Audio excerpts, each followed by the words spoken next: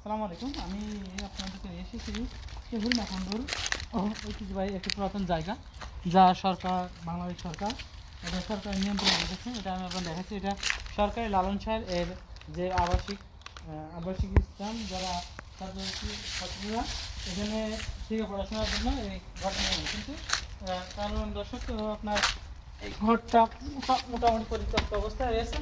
আপনাদের ঘরের ভিতরে দৃশ্য রয়েছে অনেক প্রাচীন তো ঘর, তো ভয় লাগে। এটা কিন্তু হরিণাকুণ্ডুর ভিতরে অবস্থিত। হ্যাঁ, জায়গাটার নাম আপনারা বলবেন, জায়গাটা কোথায় কমেন্টের মাধ্যমে জানাবেন। এই যে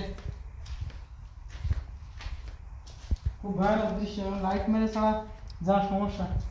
ক্যাম্পাস রয়েছে, অনেকে খোঁজাখুঁজি করেছি কিন্তু পাই নাই।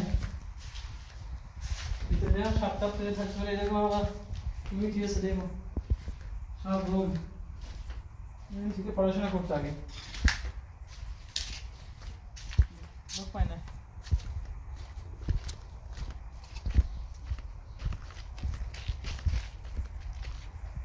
বাড়িতে আইসে